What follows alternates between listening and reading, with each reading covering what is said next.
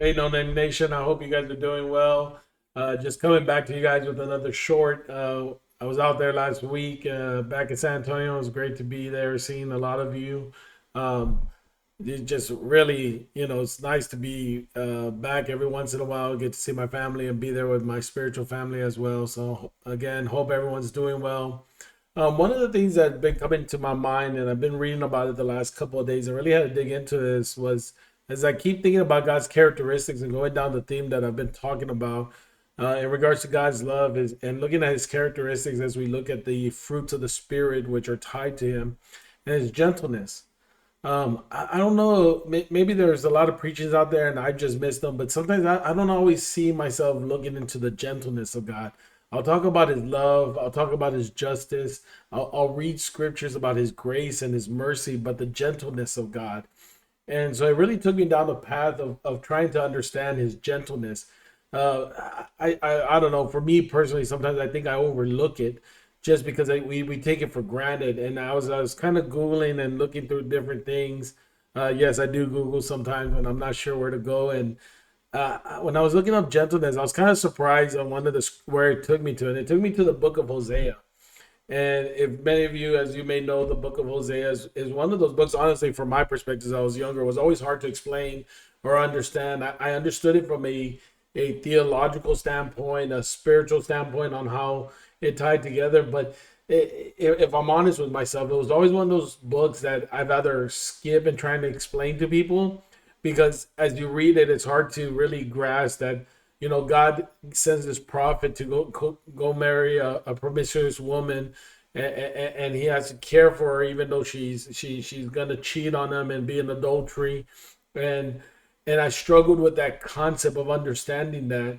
And I think as I was looking through this and it took me to Hosea, I truly believe God began to open up my eyes to it because one of the things I had to come to the baseline understanding, and this is for me, and there's a lot of theology on the differences, but to me, in order for Hosea to be a true example, he had to have fallen in love with Gomer.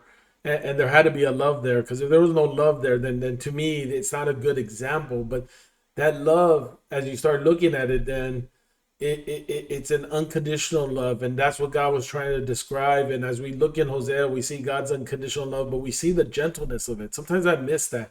We see the redemption and the forgiveness, but how God actually did went about it, the gentleness in it. And really, where it took me to was Hosea chapter 11, verse 3 and 4. And in the first, and I recommend you go read the whole book if you get a chance and really look at it from God's love and understanding God in the perspective. But in the beginning of this chapter, God's talking about how he called Israel out.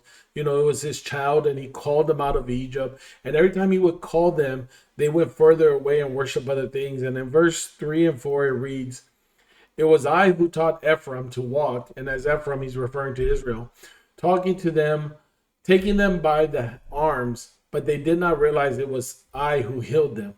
I led them with cords of human kindness, with ties of love.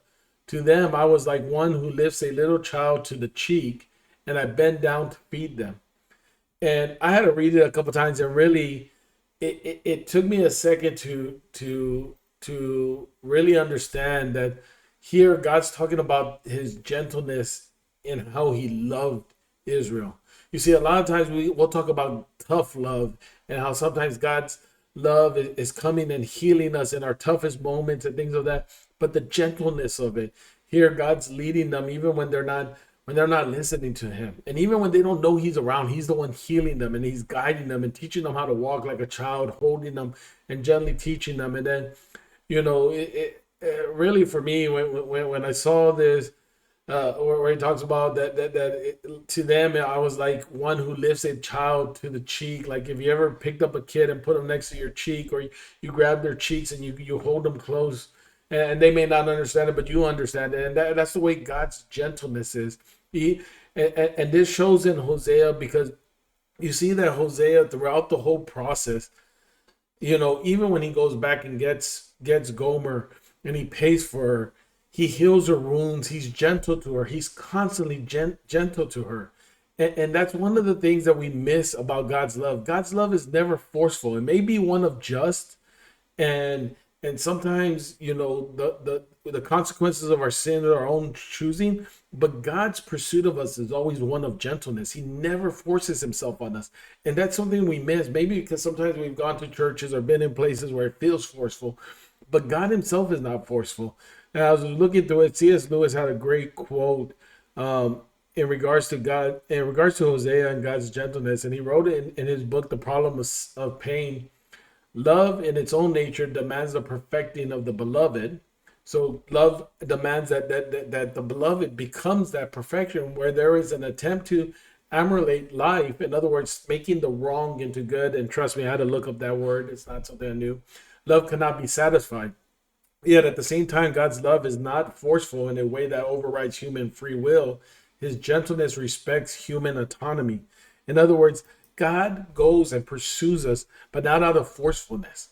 He doesn't go and try to scare us into this relationship. He doesn't go and try to just push us into a relationship. He gently woos us into this relationship, not woos us with false pretenses or anything like that. He's very truthful and very honest, but he's there as we're going through our walk, just like in that previous scripture where you're guiding a child, and at time a child's gonna make mistake, fall. But if you're a parent, you're there to catch them and try to help with the fall as much as possible. And even if they get hurt, you're there to heal them and teach them and guide them.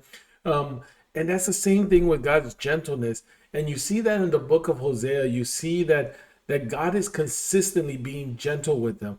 One of the things Hosea talks about in one of the other chapters is the ignorance of the knowledge of God leads us to destruction. And that's one of the things that it's not about the knowledge of God, but knowing Him personally and knowing His love.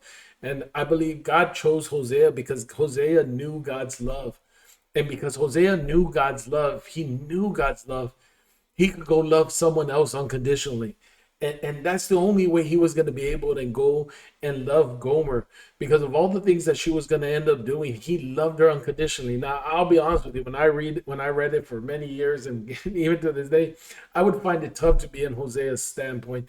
And that just tells me I got to be back more into God's love and understand that unconditional love, because this love that God has for us, this unconditional love, is one that seeks us, and it's amazing. Tim Keller wrote uh, about God's love that grace is scandalous. Hosea shows us a God who loves the unlovable, forgives the unforgivable, and redeems the irredeemable. It's a love that defies human logic but reveals the heart of the gospel. And that's the heart of the gospel. It's really this gentle pursuitness of God's love that He has for us, and He pursues us in that way. Another quote from Keller in regards to this as well is he wrote in Hosea, God doesn't just denounce his people unfaithfulness. In other words, he doesn't, if you read through the whole book, and it's supposed to be, he's using Hosea as an illustration, Hosea representing God, and Gomer representing Israel, and even us in the world as we were in the world. God doesn't just go and denounce his people for his unfaithfulness. He doesn't go and says, I'm done with you. He woos them back. He says, I will allure him. It's not coercion, but a gentle and loving pursuit that brings us back to him. And I find that so amazing, because when we hear the word allure, we're thinking we're being conceived, we're not conceived, but someone's tricking us or doing something. And I love that Keller calls out it's a gentle and loving pursuit that God brings us to him. One of the things is you read the Bible, you get to know God's character in that his gentleness of how he guides us in both the good and the bad. He's gently bringing us back. And if you look at your life, God didn't bring you to the point of finding a relationship with him out of coercion. He didn't do it forcefully. He didn't force his love on you. Now, circumstances we put ourselves in may have brought us to the foot of God and brought us to a place where we fell into his feet and we're begging for mercy and begging for grace and this and that.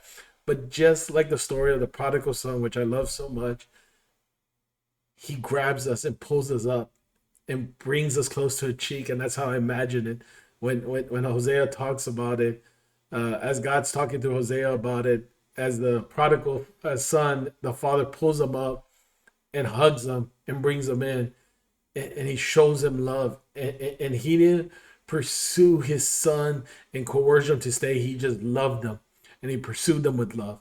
And I think that's one of the things about God's gentleness that we miss. And if we truly sit back and look at it, God's gentleness has been there guiding us and directing us. I don't know what you're going through in life today. We're all going through different things and different circumstances. You may have had some problems going on. You continue to have problems. You're still trying to understand God's love. But let me assure you of this: God's not going to force his love on you. He will pursue you, he will bring you with gentleness, he will guide you and direct you, he won't coerce you. He's not going to force you. He's not going to blackmail you. He's not going to make you feel guilty about coming to his love, but he'll gently pursue you. And in that gentleness, you're going to see a father who loves you, who's been there holding you the whole time while you've been learning to walk in this world. I'm 40 something years old. I'm still learning to walk in this world. And I think that's God's gentleness in guiding me and still teaching me how to walk with him. He doesn't do it forcefully. He's gently teaching me how to be in a relationship with him, how to love him more. And the only way I do that is by understanding his love more. Hopefully this gives you a little bit of thoughts. I recommend reading the book of Hosea. Tim Keller has some great books on this. I recommend really just understanding the characteristics of God, the gentleness that he pursues us in. A lot of times we think of God of wrath and other things, but sometimes we forget that this was a gentle God who formed us with his hand, who gently has guided us and directed us throughout our life. And if we really look close, we would see his gentle hand as he's holding us there, as we're all infants walking in this world, and he's guiding and directing us and teaching us how to love him and how to love one another. I hope this helps you. God bless, and see you guys soon.